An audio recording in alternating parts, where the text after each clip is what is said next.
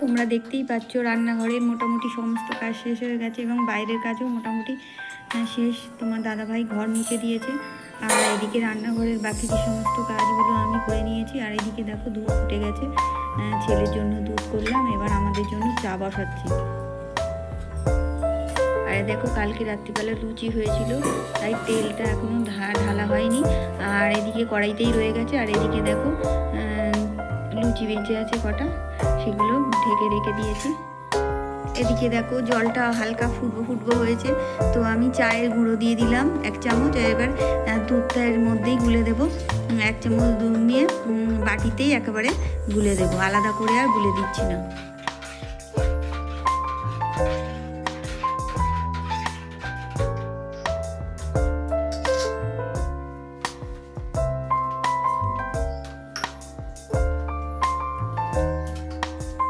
একটা গ্লাসে ঢালবো, গ্লাসে দুধটা ঢেলে নিচ্ছি, কারণ ছেলের দুধটা আবার জলে বসিয়ে ঠান্ডা করে দিতে হবে তাই।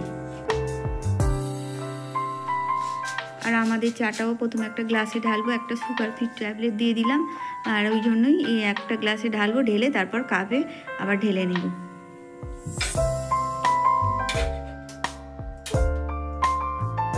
দেখো এবার আমি 2টো কাপে ঢেলে নেব।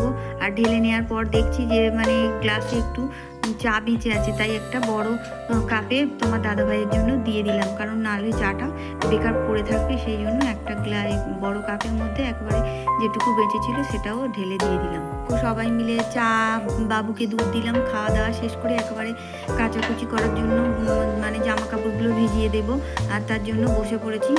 জল, গরম জল আর এমনি ঠান্ডা জল, সার্ফ সব কিছু নিয়ে একেবারে বসে পড়েছি। আর জামা কাপড়গুলো দেখো একটা একটা করে সব মানে ভিজিয়ে রাখবো, তারপরে ভিজিয়ে রাখার কিছুক্ষণ পরে কেচে নিয়ে আসবো।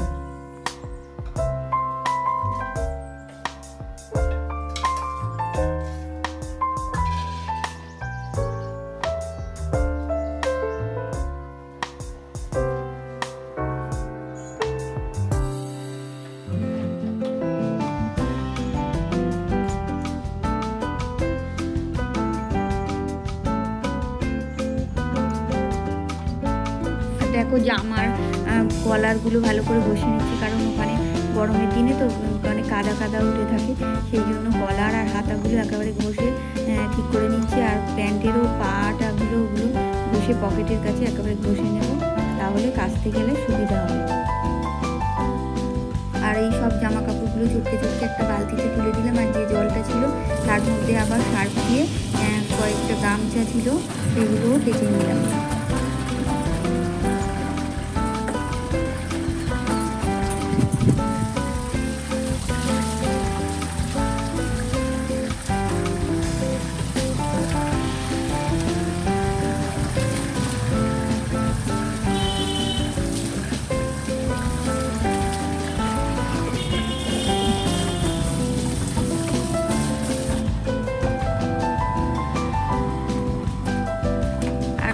হয়ে যাওয়ার পর দেখো আমি বাসনগুলো আগে ভিজিয়ে রেখেছিলাম, সেগুলো এখন ভিজে আর ধুয়ে নেব।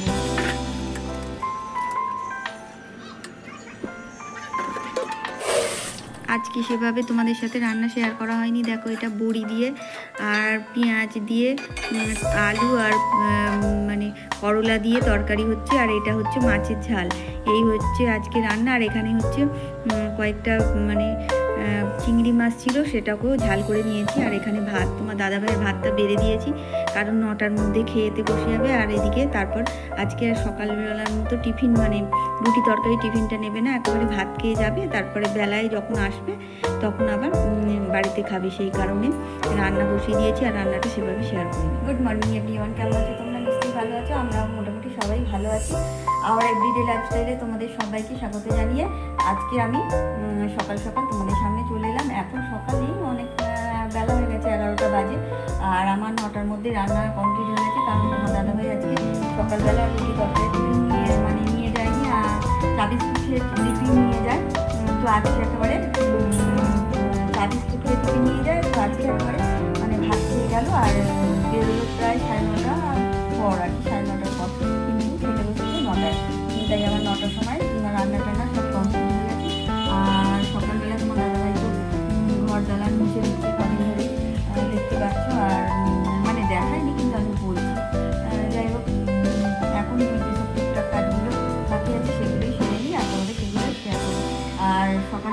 কাচাকুচি করেছি সেগুলো তোমার দাদাভাই দিয়ে গেছে ছাদের মধ্যে, সেগুলো এখন আনতে যাব। তো তোমাদের সঙ্গে নিয়েই সেখানে যাব, তো সঙ্গে থাকো। আর কালকে তো বৃষ্টি হয়েছে, সেই জন্য ছাতাটা বের করেছিল, আর দেখো ছাতাটা মোড়া ছিল, তাই আমি আজকে ভালোভাবে খুলে ভালো করে শুকিয়ে আবার জায়গায় রেখে দেবো, কারণ বর্ষাকালে এই ছাতার খুব প্রয়োজন, তাই জন্য আবার ঠিকঠাক করে গুছিয়ে রেখে দেবো। তোমার দাদাভাই চলে যাওয়ার পর ছেলে আর আমি দুজনে মিলে টিফিন করে নিয়েছিলাম, আর এখন দেখো সমস্ত কাজ সেরে নিয়েছি, তারপর সবর ভাত খেয়ে নেব। দেখো ছাতাটা গুছিয়ে রেখেই আমি একেবারে ছাদে চলে এসেছি। আর রোদ্দুরের মধ্যে মানে জামা কাপড়গুলো অনেকক্ষণ ধরে আছে, মোটামুটি শুকিয়ে গেছে, আর শুধু প্যান্টের হয়তো কোমর টোমরগুলো একটুখানি ভিজে আছে। তো একেবারে সব কিছু নিচে নামিয়ে নিয়ে চলে যাব, আর যেগুলো শুকায়নি একটু আধটু সেগুলো একেবারে ঘরে পাখা চলছে সেখানে মেলে দেবো।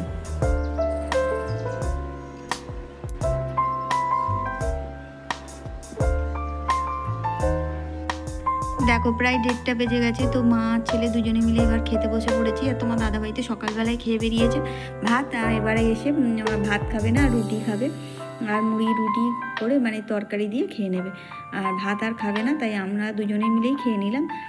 আর তোমরা সবাই নিশ্চয়ই খেয়ে নিয়েছো, আর যারা খাওনি এখন খেয়ে নাও। আমার সমস্ত প্রিয় দর্শক বন্ধু, তোমাদের জানাই অনেক অনেক স্বাগত আর অনেক অনেক ভালোবাসা। তোমরা অনেক ধৈর্য ধরে আমার ভিডিওটি দেখছো। নতুন বন্ধুদের কাছে একটাই অনুরোধ, তোমরা অবশ্যই সাবস্ক্রাইব করো, আর পুরনো বন্ধুরা লাইক কমেন্ট শেয়ার করতে ভুলো না। এভাবেই আমার পাশে থেকো সবাই, তাহলেই আমি একটু এগিয়ে যেতে পারবো।